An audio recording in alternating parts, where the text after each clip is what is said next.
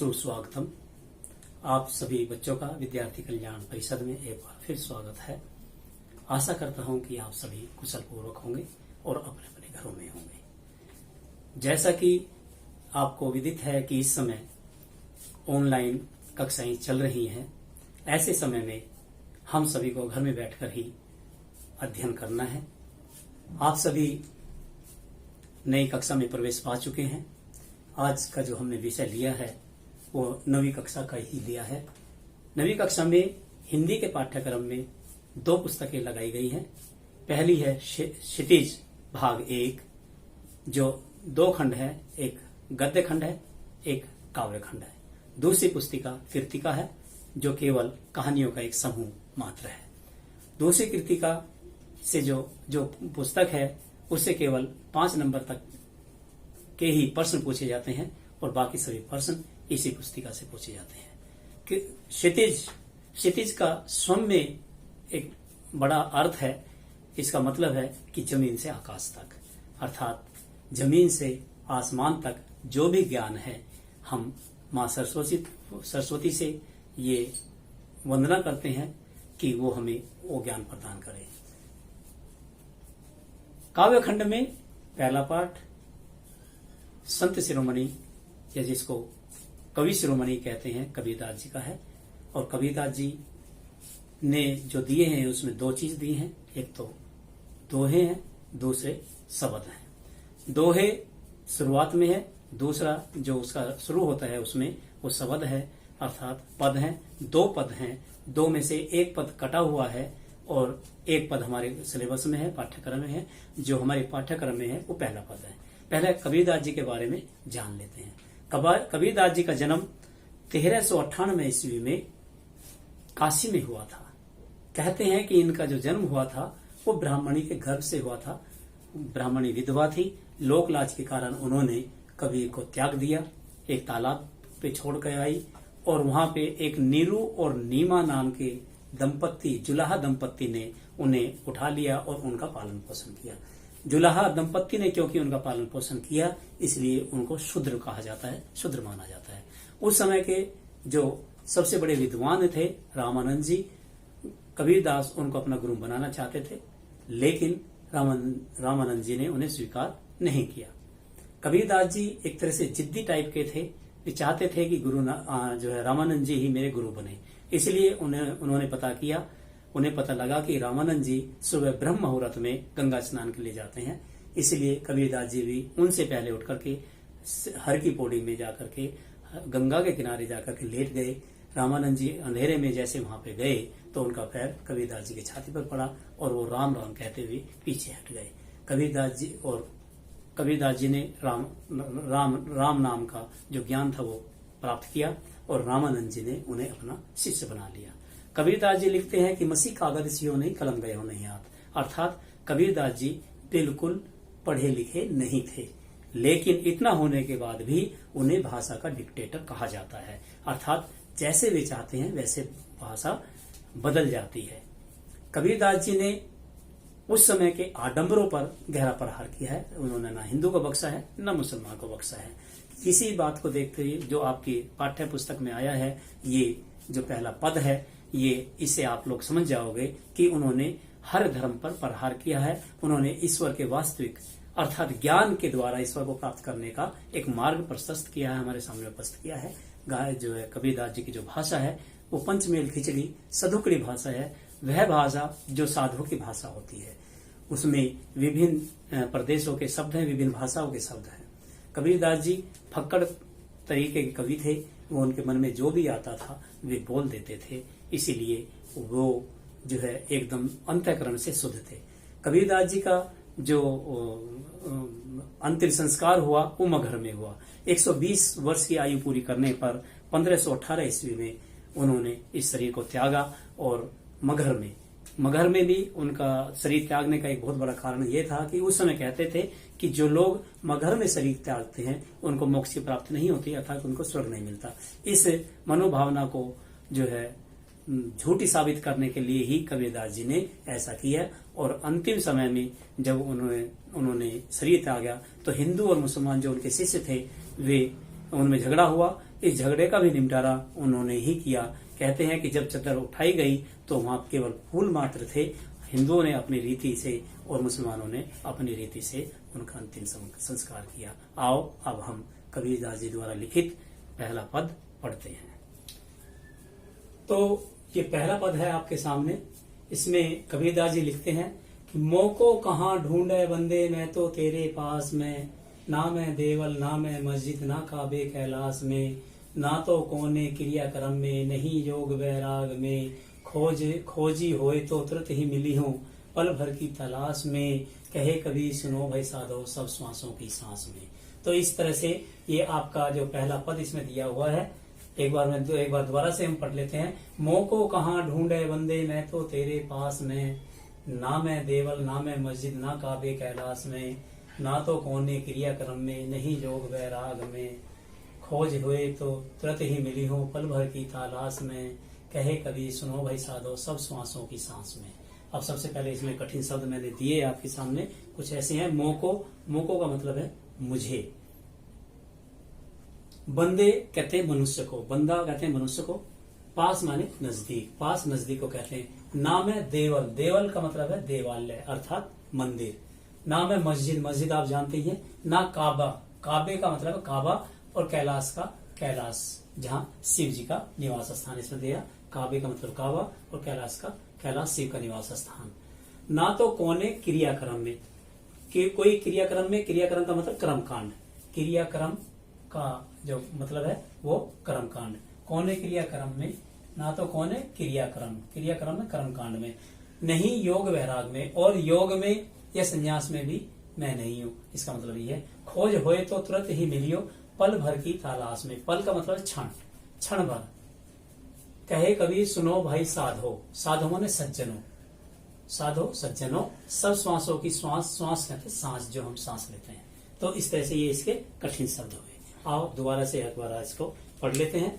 मोको कहाँ ढूंढे बंदे, मैं तो तेरे पास में, ना मैं देवल ना मैं मस्जिद, ना काबे कैलाश में, ना तो कोने क्रियाक्रम में, नहीं योग वैराग में, खोजी होए तो तुरंत ही मिली हो पल भर की तलाश में, कहे कबीर सुनो भाई साधो सब श्वासों की श्वास में। कि कबीरदास जी ने लिखा है, कबीरदास जी लिख रहे हैं कि भगवान कहते हैं, कौन कहते हैं? भगवान कहते हैं, अल्लाह कहते हैं, प्रभु कहते हैं। क्या कहते हैं कि मोको कहाँ ढूंढे बंदे, कि हे मानव तो मुझे कहाँ ढूंढता है, मैं तो तेरे पास में, मैं तो हमेशा तेरे पास रहता हूँ, तेरे नजदीक में हूँ, तेरे समीप में हूँ। ना मैं देवल ना मैं मस्जिद, ना मैं देवालय में हूँ, मंदिर में हूँ, और ना ही मैं मस्जिद में हूँ, ना काबे कैलाश में, और ना ही मैं काबा में हूँ, और ना ही कैलाश में हूँ। काबा कहाँ जाते हैं? काबा कहते हैं हम जो तीर्थ यात्रा के लिए जाते हैं, जैसे मानसरोवर की तीर्थ यात्रा करते हैं, कैलाश मानसरोवर, ऐसे ही हज के लिए हम काबा जाते हैं, वहां भी कहते हैं कि अल्लाह का घर है। लेकिन वो अल्लाह क्या कहता है या भगवान क्या कहते हैं कि ना मैं ना काबे कैलाश में, ना मैं काबा में हूँ और ना कैलाश में हूँ, ना तो कोने क्रियाक्रम में, और ना ही मैं किसी कर्म कांड में हूँ। क्रियाक्रम का मतलब है कांड का, कर्म कांड में, नहीं योग वैराग में, और किसी योग में या संन्यास में भी मैं नहीं हूँ। क्रियाक्रम, कर्मकांड कौन कौन से? बहुत सारे कर्मकांड है, जैसे हम तिलक लगाते हैं, माला जपते हैं, दाढ़ी रखते हैं या बलि देते हैं, तो ये सारे क्रियाक्रम है जिसकी कबीर जो है घोर निंदा करते हैं। कबीर मनाही करते हैं कि इनका मुंह में भगवान नहीं मिलते, अल्लाह नहीं है। आगे लिखते हैं खोजी होए तो तुरंत ही मिलियो। अगर आप मुझे खोजना चाहते हैं, मानव अगर तू मुझे पाना चाहता है, अगर खोजना चाहता है, तो क्या है, मैं तुरंत मिल जाता हूँ, मैं देर नहीं करता, पल भर की तलाश में क्षण भर में मैं तुम्हें मिल जाता हूँ। कहे कबीर सुनो भाई साधो, कबीरदास जी कहते हैं कि हे सज्जनों सुनो, कि सब श्वासों के सांस में मैं तो तुम्हारे सांसों में आता जाता हूँ, कि मैं तो तुम्हारे अंदर, तुम्हारे प्राणों में, तुम्हारे हृदय में निवास करता हूँ। इस प्रकार से हमने इसका सरलार्थ किया।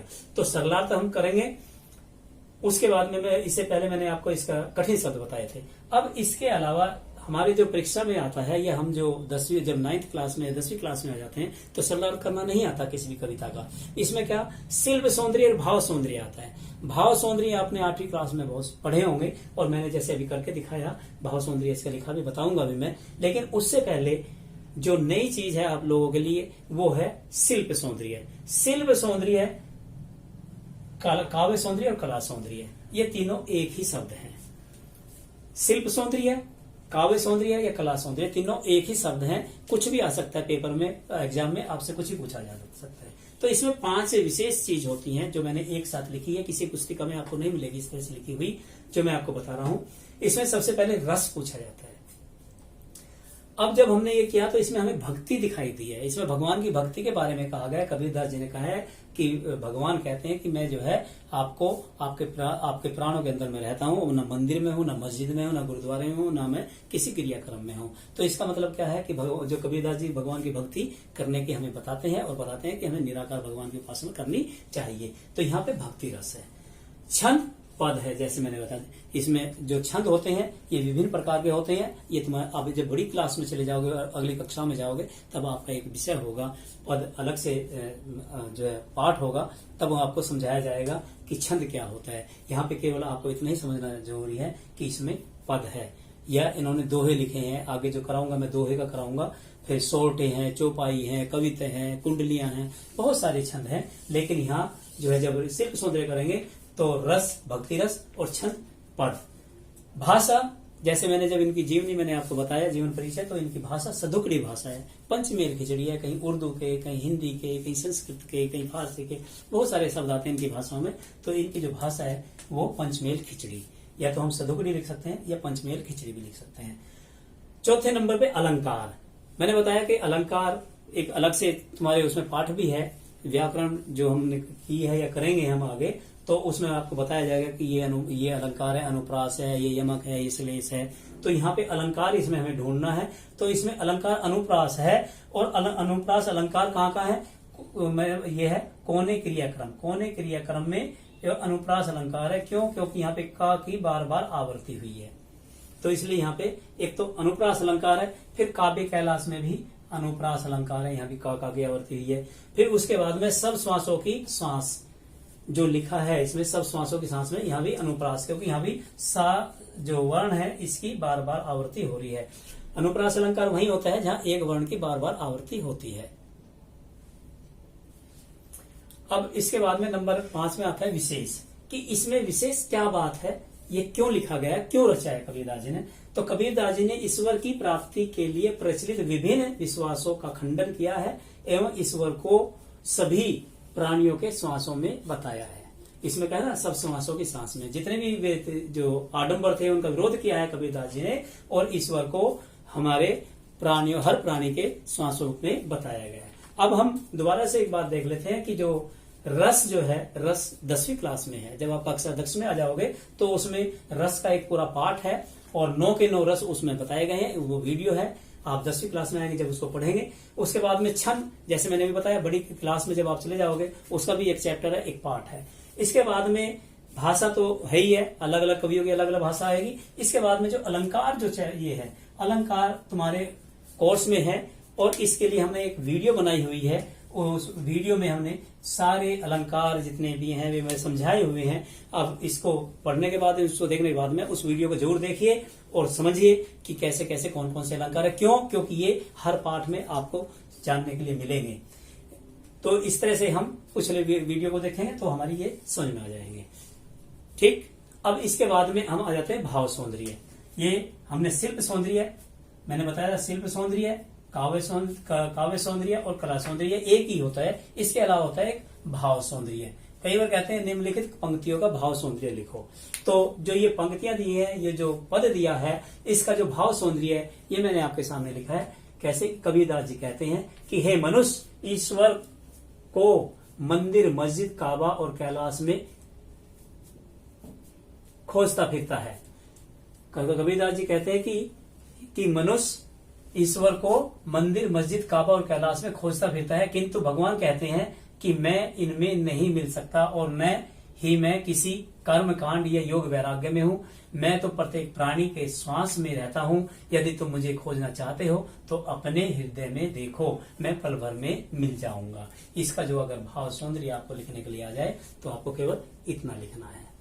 इस तरह से ये हमारा जो पहला पद है कबीरदास जी का वो समाप्त हुआ। इसके बाद में हम अब प्रश्नों पे आ जाते हैं कि किस तरह से इसमें प्रश्न पूछे जाते हैं, परीक्षाओं में आते हैं।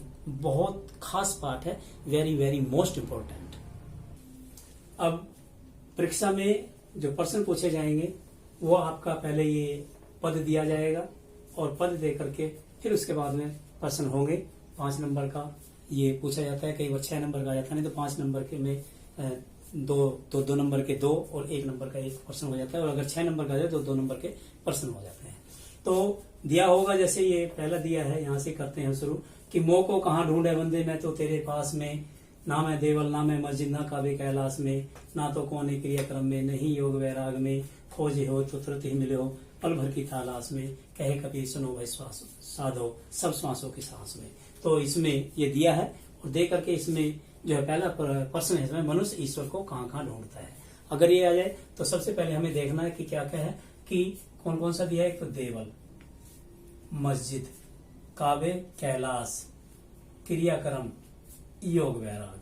अब ये चीज हम पहले इसको अपना अंडरलाइन कर लेंगे ताकि हमें पता चले कि हाँ ये चीज इसमें पूछी गई है। तो जब हम इसका उत्तर लिखते हैं तो हम कैसे लिखते हैं, मनुष्य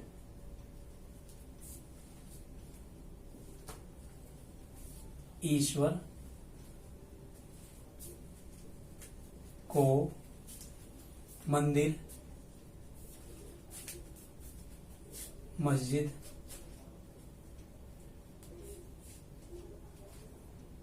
काबा, कैलाश,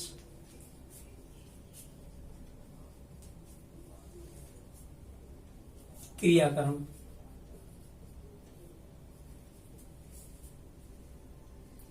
और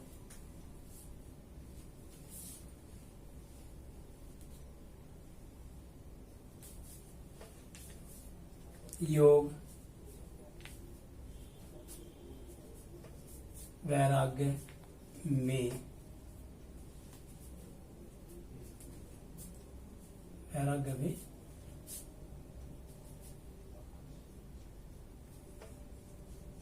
ढूंढता है। मनुष्य ईश्वर को मंदिर, मस्जिद, काबा, कैलाश, क्रियाक्रम और योग वैराग्य में ढूंढता है। ये इस तरह से पहले प्रश्न का उत्तर 2 नंबर का है। एक प्रश्न अगर आ जाता है, कई बार आ जाता है, 1 नंबर में पूछ लेते हैं, कवि और कविता का नाम लिखे। प्रश्न नंबर 2 अगर मान ले दे दिया है, कवि व कविता का नाम लिखो। अगर इस तरह से आ जाता है तो इसका भी उत्तर है। उत्तर जब हम इसका लिखते हैं तो कवि का नाम कबीरदास,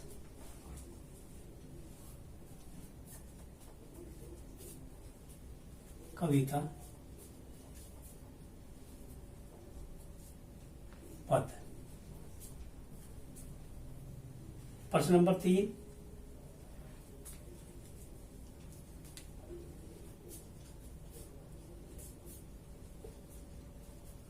कबीर ने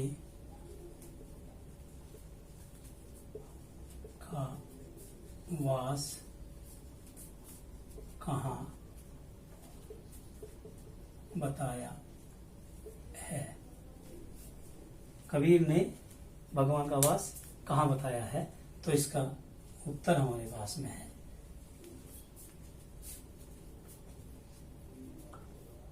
कि हृदय में, या हम इसको लिख सकते हैं कि श्वासों में, मनुष्य की सांसों में। इस तरह से जो है ये इसका उत्तर हो गया। अब इसके अलावा बहुत सारे प्रश्न इसमें बन सकते हैं कि कबीरदास जी ने इसमें किन किन कर्म कांडों का जो है विरोध किया है। तो हम इसमें कह सकते हैं कि मंदिर का, मस्जिद का जो है उन्होंने विरोध किया है, या तिलक लगाना, माला फेरना, इन सब का उन्होंने विरोध किया है। और इसके अलावा बहुत सारे प्रश्न इसमें पूछे जा सकते हैं। अब हम क्या करेंगे कि जो ये हमें जो ये पाठ दिया हुआ है, इसमें जो पद दिया हुआ है, इस पे हमारी पहली एक्टिविटी इसी के ऊपर आधारित है। एक्टिविटी आपको पता ही है, वो भी 5 नंबर की होती है। हर पाठ के बाद में हमें एक एक्टिविटी करनी है, एक क्रियाकलाप करना है। तो हमें इसके लिए हमने क्या किया है कि हम इसको याद करेंगे और इसको याद करके हमें कक्षा में सुनाना है। और जो एक्टिविटी में जो एक कॉपी बनेगी या एक्टिविटी बुक मिलेगी, उसमें हमें इसको लिखना है। अब सभी बच्चे इसको याद करेंगे। इस तरह के इसके पर्सन, जिस तरह से मैंने 3 पर्सन लिखे हैं, ऐसे 3 पर्सन की तरफ से बनाएंगे, वो लिखेंगे और इसको याद करके सुनाएंगे। आइए अब हम देखते हैं कि इस पे जो है परीक्षा में जो पूछे जाते हैं प्रश्न, ये जो पद है ये दिया हुआ है आपके सामने, वहां पे दिया भी जाएगा। कई बार जो है प्रश्न में ऐसे ही जो प्रश्न पूछे जाते हैं, किस किस तरह के प्रश्न आते हैं, ये आपके सामने उपलब्ध है। प्रश्न नंबर 1 है, मनुष्य ईश्वर को कहाँ कहाँ ढूंढता है। मैंने आपको पहले ही बताया था, इसका आंसर बल्कि लिखवाया भी था इसका उत्तर, तो आपको ये लिख के लेके आना है, कॉपी में लिखना है। प्रश्न नंबर 2, कबीर ने ईश्वर प्राप्ति के किन प्रचलित विश्वासों का खंडन किया। कबीर ने ईश्वर प्राप्ति के किन प्रचलित विश्वासों का खंडन किया। मैंने बताया था आपको कि रोजा रखते हैं, नमाज पढ़ते हैं, या जो है व्रत रखते हैं, तीर्थ यात्रा करते हैं, माला फेरते हैं, तिलक लाते हैं, इस तरह के जो खंडन है उनका जो इस तरह के विचार हैं, इस तरह के जो कर्मकांड है, उन सबका कबीरदास जी ने खंडन किया। ये आपको इसका लिखना है किताब में। प्रश्न नंबर 3 है, कबीर ने ईश्वर को सब श्वासों की सांस में क्यों कहा है। आपने पढ़ा है और समझा है इसको, तो इसका उत्तर आप लिखेंगे। प्रश्न नंबर 4 है, कबीर का यह पद आज भी प्रासंगिक है कैसे। आज कोरोना की वजह से आज पूरा विश्व अपने घरों में बंद है। मंदिर भी हैं, मस्जिद भी हैं, गुरुद्वारे भी हैं, शिवालय भी हैं, चर्च भी हैं, लेकिन आप लोग देख रहे हैं कि कोई नहीं जा रहा है वहां पे, और भगवान का नाम आज भी लिया जा रहा। आज भी हमने रोजे रखे हैं, आज भी हमने व्रत रखे हैं, नवरात्रे भी इनमें हुए हैं, और जो है हनुमान जो है जयंती भी इसमें आई है। तो इस तरह से जो है भगवान अगर केवल मंदिर और मस्जिद में होते तो शायद हम ये चीज ना कर पाते। तो ये आज भी प्रासंगिक है, और बाकी आप अपने हिसाब से इसको लिखेंगे कि कबीर का जो यह पद है ये आज भी प्रासंगिक है। वो कैसे, ये आपको लिखना है। प्रश्न नंबर 5, ईश्वर का वास कहाँ है और उसे कैसे ढूंढा जा सकता है। ये जो मैंने बताया कि खोज यही तो तुरंत ही मिलियो, पल भर भर की तलाश में कहे कभी सुनो भाई साधो, 100 सांसों की श्वास में। अगर आप खोजना चाहते हैं तो एक पल में मिल जाता है, और 100 सांसों की सांस में। क्रियाकलाप जो दिया जाता है, मैंने आपको बताया था कि 5 नंबर का आता है, वही दिया मैंने। इसमें कबीरदास जी का यह पद याद करो और कक्षा में सुनाओ, और आपको इसको याद करना है। याद करके सबको सुनाना है। प्रत्येक बच्चा इसको याद करेगा। याद करके कक्षा तो लग नहीं रही है, इसलिए आप अपने घर में अपने माता पिता के सामने इसको सुना सकते हैं। इस प्रकार से ये पूरा पद ये समाप्त हुआ। आशा करता हूँ कि आपको अच्छा लगा होगा। अगले पाठ के लिए या आगे के लिए हम फिर एक बार उपस्थित होंगे। जब तक के लिए जय हिंद, जय भारती।